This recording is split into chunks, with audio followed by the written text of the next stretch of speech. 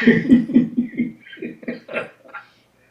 been listening to Gangaji 4 or 5 times in the past couple of days. She has this wonderful 15-minute thing on YouTube. I think it's called Let It Be Now, where she talks about when she went to Papaji, her master, the first time. He's Muji's master also, and Ramana Maharshi was his master. So she's in this direct line of Advaita Vedanta. And yet she's this beautiful Southern woman, I guess in her 50s now, who just looks, to me anyhow, great, like so. All my usual not listening because it's a man and I'm competitive went out the window. I just wanted to listen to this woman just to hear her. And she says she went to Papaji, and he says, stop everything. Stop all your roles, all your games.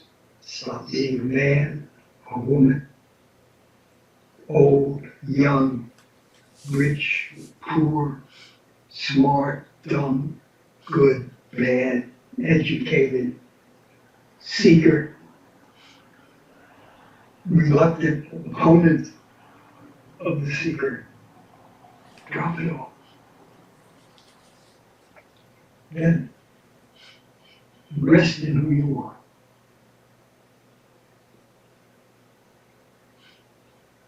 And let go of all plans, all thoughts about the future or worries about the past. And trust it as it manifests through you right now. And whatever happens, that's cool. And she says it in such a beautiful way, with such a subtle irony at certain points too. It's just gorgeous. And I had this last viewing with my last patient at about 5 o'clock. Today I saw lots of depressed people who were carrying suffering. This last woman was 50-something-year-old holistic therapist who does colon therapy and Reiki and all that stuff. And she put out 2 discs in her back. And so she can't work as much. She can't get over the pain. The one before her. But deeper down than that, I could feel she was somebody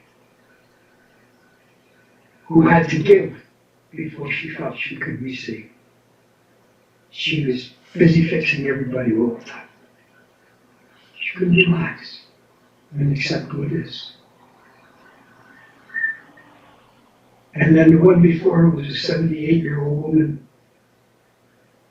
widow, who sat down, even though she'd just come in for a medical marijuana card research, poured out her whole life story about how it's been one trauma after another for 80 years, and she's so lonely down here, and she can't meet anybody to hang out with his friends, and she can't drive cars. She has no house, so she's stuck in this room.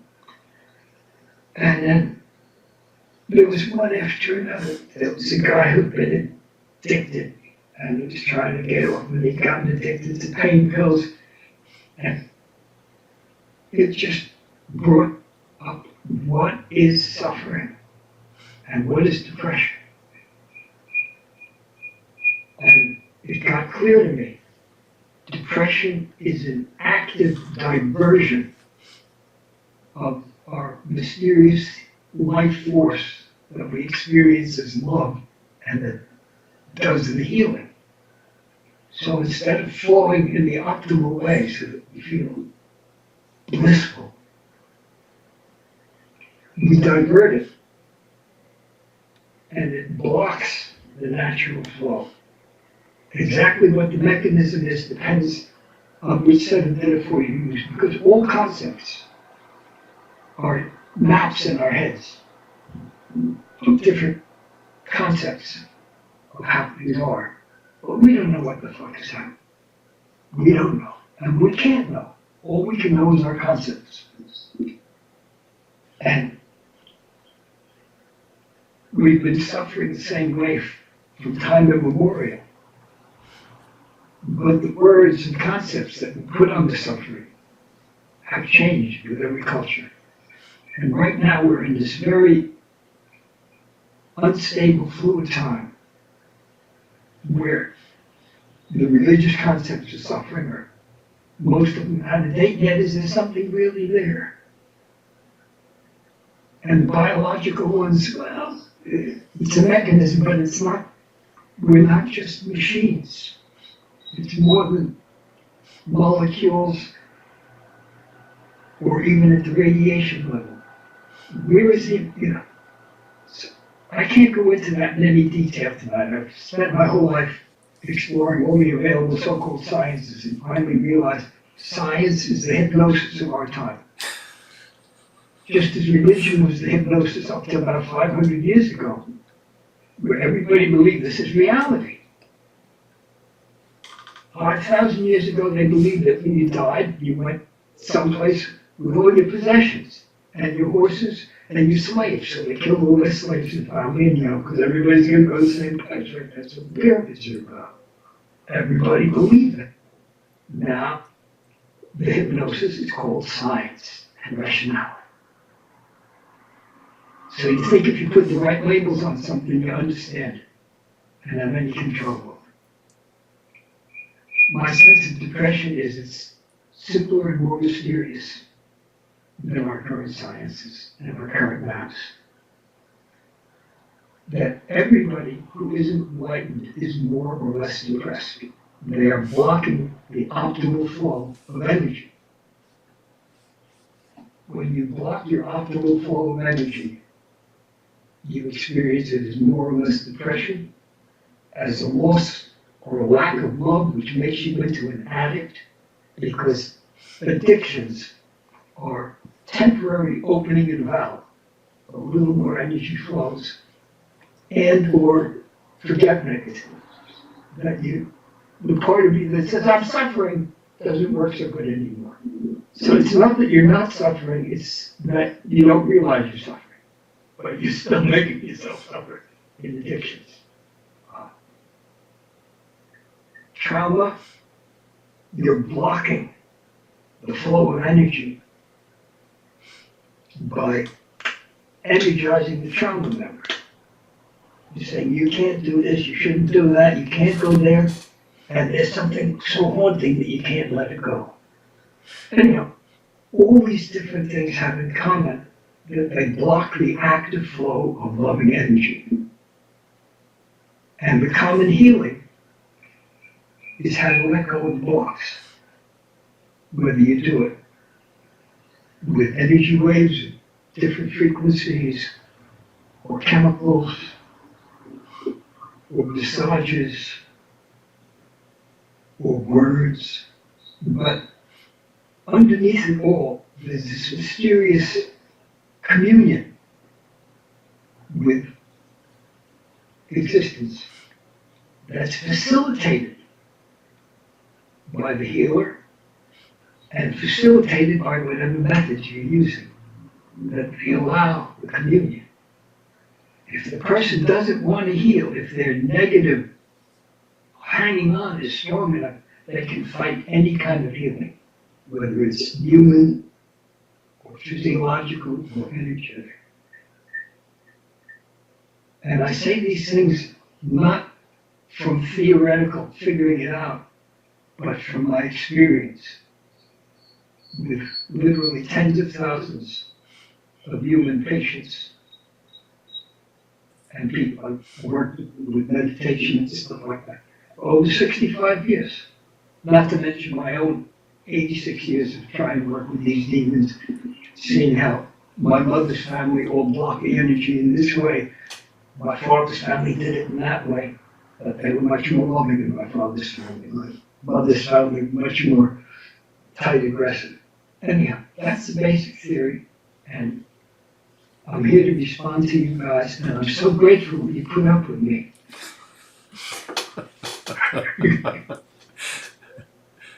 Oh, it's a pleasure, Bodhicitta. Always like listening to what you have to say.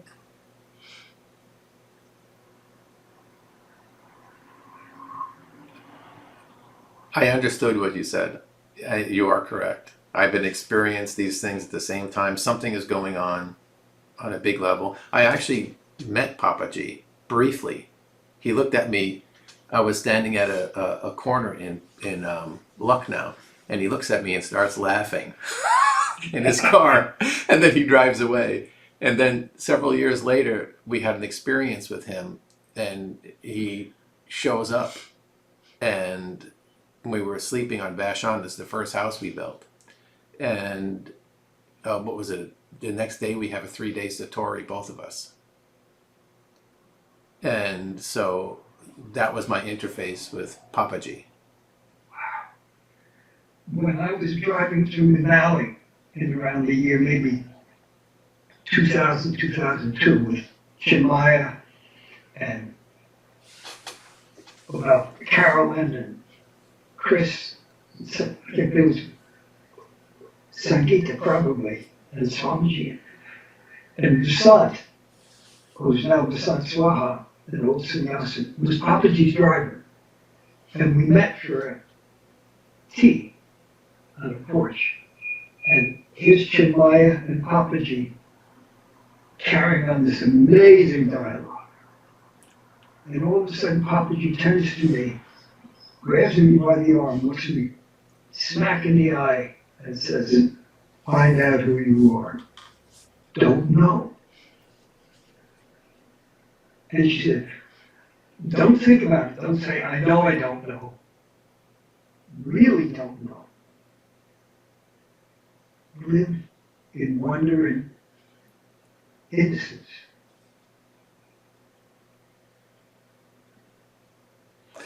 I think the other phrase I heard was live and let go. Just let go of it all.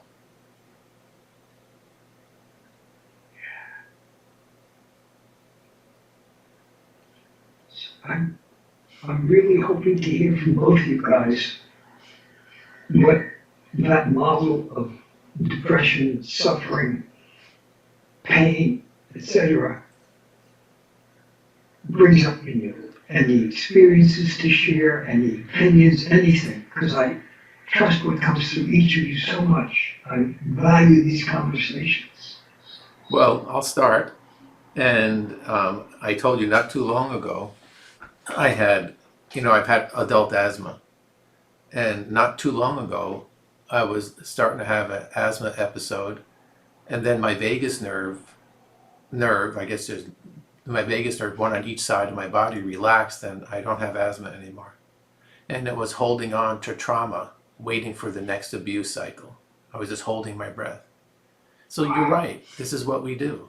This is why these bodies are, this is our prison that we make. We have these prison bars, and there are trauma we don't let go. And we're stuck here, and we're holding on to it. We're addicted to it. That's my view of what you said and my experience. But then something happened after that where the final trauma I had located in my second chakra, it released. I didn't do anything. It just released. And so, but I was holding it. There was no one else holding it. It was me. And then I just let go of it. And then it seems so simple, but it's taken me a lifetime to get there. But letting it go seems so simple. As simple as the truth of what you just said. This is a good thing. This is a good day. I mean, this was an important conversation for us to have. I hope other people enjoy this.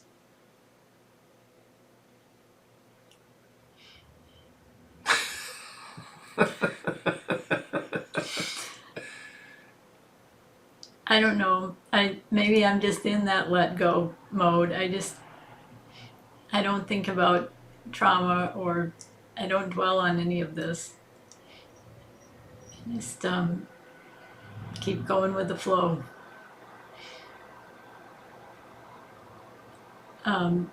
because it takes too much energy, which is, I have in limited quantities. So I have to ration the energy, and that doesn't deserve any energy.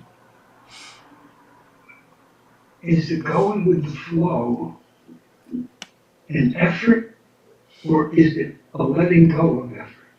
Yeah, no, that's what I mean. I'm just, you know, not going to struggle with that. Is there any point in it where you are aware of holding on?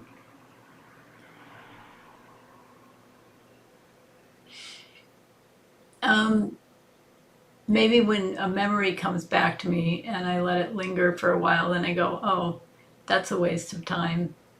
You know, a negative memory or a traumatic memory or something. But then I just look at it objectively and go, oh, yeah, it can go on its way now. So that's one of the deeper mysteries that I've been looking more and more into is where to get the intention to heal ourselves, to let stuff go. It's not it's not an effort, it's not a plan or any of that. It's just the intention is prior to the awareness or the performance of the intention. It's so mysterious. Well, you know, when I had my death experience, because I died slowly, I had no energy left to hold on to things. I like all Oh, yeah. the things that I thought were so important. Like, oh, I have to do this, I have to do that. Oh, I'm this, I'm that. I didn't have any energy to hold on to them. I just had to let them go. And then when my mind finally stopped, because there wasn't enough energy in my body anymore for the mind to operate, everything dropped. So that's one part of it. That's when I was sick. And when it was all letting go, I had no energy to hold on, and I also didn't care. And so I was indifferent to everything.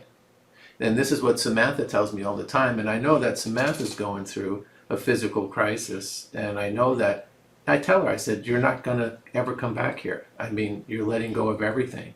So you can let go of it, like you're healthy, I'm healthy, we let go of it, and then our trauma releases, but she's also letting go of it, but a different way. There's no energy to hold on to it. There's no struggle. And ask yourself this question now, you're healthy, all right? There's no more struggle left, right? The struggle is going away because there's nothing to hang on to. But I still go to work part-time because I don't have anything else to do. I still make food, I do groceries, but there's nothing to hold on to anymore. It's funny. My experience is more and more that as the idea of me disappears, the energy that I've always called Osho manifests here. That, I've got a bodhisattva class in life. I'm not doing it anymore, it's just happening. Mm-hmm. And with that, there's incredible energy. But no sense of effort or struggle with it. It's just radiates. It's a lot of fun. Well, another thing is, I notice that when I'm walking outside to see the birds and stuff like that, and if I have something going on and I'm really thinking about it, the birds, they just hide. But when I'm walking out there and I just don't hold on to anything, the birds, they buzz my head, especially the hummingbirds come flying around my head, and the crows come down to see what's going on. They come closer. So when I'm in a state of, we'll call it anxiety, or when I'm worried about the world, then I create this barrier to everything that's natural. But when I'm letting go, then the barrier to everything that's natural, it becomes very thin. It's a thin veil.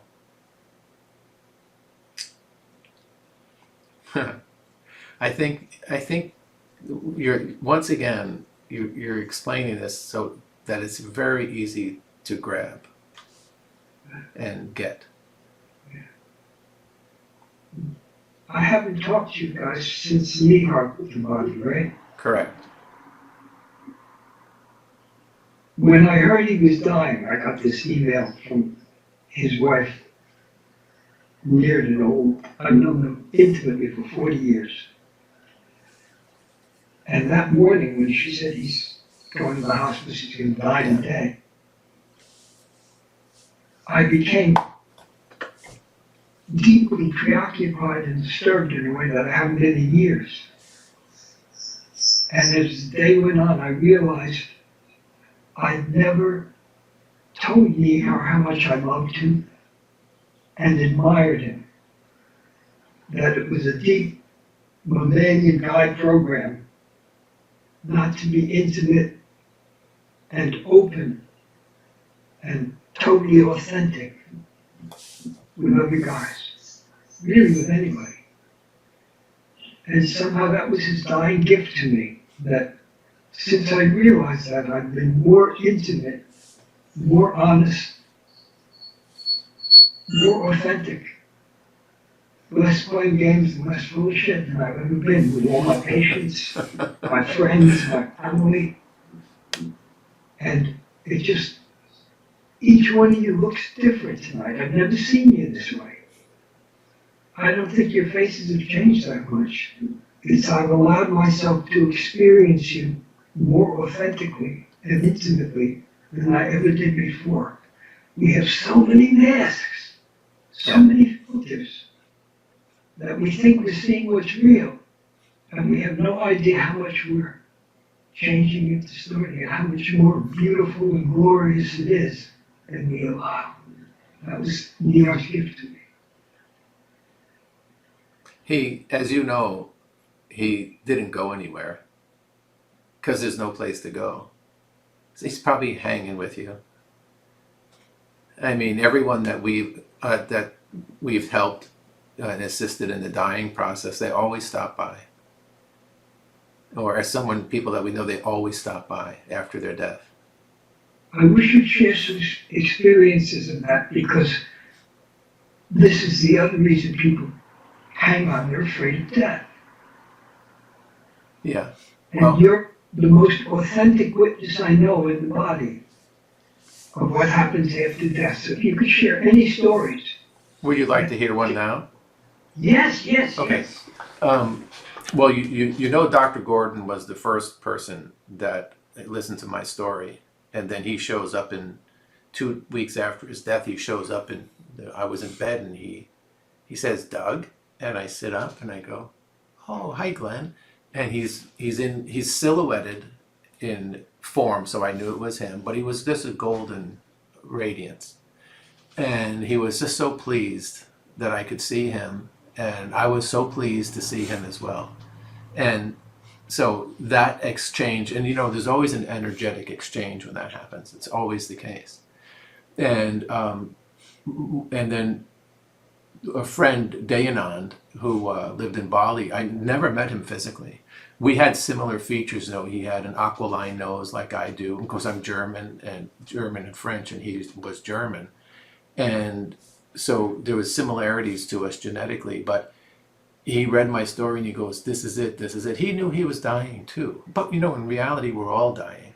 So he read the story, and then all of a sudden, he died, and I go, oh, because we really liked him. We loved his book. We just loved his book because it was his story, right? But it wasn't a story of woe and intrigue. It was a story of a very exciting life. And so all of a sudden I'm in the kitchen and I'm working, making Sam a lunch. And, oh, Dayanand's here. I could feel him. He wouldn't let me see him, which was weird because most people do. And so I turned around, but I could see where he was, but he wouldn't come very clear to me. And that actually could have been me, but I think it was more him. And so he comes here, and then things started happening through that energy, because there was this energy exchange. Now your friend is Niam, right? Nihar. Oh, Nihar. So your friend Nihar, when you die, you don't go anywhere. Because you go into, we'll call, what most people call God, what I call consciousness, or you can call it whatever you want, but it's difficult to describe. In fact, the correct word is it's ineffable. You can't describe it. But if you, Is it beyond time and space? there is no time, there is no, and it's so vast. Yeah, I mean, it just can't be described, right? And it's ubiquitous, right? So it's everything, everywhere, right? And so we sit there, and your friend, you're part of this, but see, you're isolated, and you just defined what isolates you. You just beautifully defined it. It's the trauma, it's the things we cling to, it's our behavior. That's what isolates us from this energy. And so your friend is sitting there. You certainly, the time before, you have changed. This time you're different. You have really changed. And so your friend is there, and he's just probably connected with you, and you're feeling the energy. There's no energy barriers between you. I guess that's the way to put it. And so this is what's coming. Yeah, it's like the death process is the most beautiful thing. But when you let go of your trauma, life is the most beautiful thing. And you described it in Bodhicitta, I think you described it for me. That's how I felt. It was so good. You were describing it for me. And yeah, excellent. I'm kind of excited in that energized way now because of this story. It's a good video. I love you so much, Doug. I have such a mysterious communion with you. Oh yeah, we must have known each other before. We must have. And in reality, we did have, because we're all connected. So our connection is pretty close. So it's all really, it's kind of funny. There's a humor to it for sure. But the trauma that here's this trauma, oh, I don't want it no more. And you're doing the same thing. Or this life blockage, you're doing the same thing. You don't want this anymore. But I think there's also something to that. We become so isolated, and then, because the one way I describe it, and it's kind of a real workman way, it's a real middle workman class way, when they do jackhammering, and it's ba ba ba ba ba ba, geez, it's going on forever. Then when it stops, there's that massive stillness, and there's that peace. That's what happens when you let go of all the things we're holding on to, and we hold on to the most ridiculous things. I had the opportunity to let go of it when I died, because you can't take it with you. It does not go with you at all. Your mind dies, your body dies, you don't take anything with you. And you look at that and you realize, I realized, Glenn realized, Dayanand realized, and my sister realized, and all the other people that I helped pass realized, you were never that anyway. What did they take with them that they still had an identity that you could recognize if you don't take anything with you? Okay, this is so difficult to explain. Just let the poetry come. You're doing so fantastic today. I'll do Glenn, because he was just the most radiant. And Glenn was always larger than life. And this is Dr. Gordon. He was always larger than life, right? He was all about, they could have done a mild James Bond series on this guy, right? But he was just fully radiant, and energy. But I could see the silhouette. I couldn't see the silhouette of his body, but I could see the silhouette of his face, because he wanted me to recognize it was him. But I didn't actually need to see his face, but I was glad he did it, because then I wouldn't have any doubts, because I'm still attached to my mind. I'm still here. And so he was just this radiant being, and it was all energy. Everything is alive, and everything is energy. Everything is. And I'm really fortunate that I have, since that door to my expanded vision is not closed. I've always had that. And so I get to see this, and it's just, most people sense it, most people react to it, but in reality, if you're just reacting to it, you're seeing it as well, but because you don't see it, you see it with your physical eyes, but the truth is you're seeing it with your consciousness. And everything is connected. Now, consciousness may not be your word, and that's totally cool. You can use any word you want. I don't care. I used the all and everything for a while because I just felt consciousness wasn't enough. It just wasn't enough to explain it. The model that helps me grok it is it's like an ocean of energies. But there are so many frequencies, so many different musics happening in this ocean. And the mystery is not that there's something that knows it, that the very ocean knows itself. That this is what Krishnamurti means when he says, when the observer becomes the observed, that's it. It means that the knowing and the known are not two things. That the very existence itself knows itself while it's happening. And the more you think about it, the less you understand it. Yeah, that's what I called for years the all and the everything. That's it. It's exactly right. Yeah.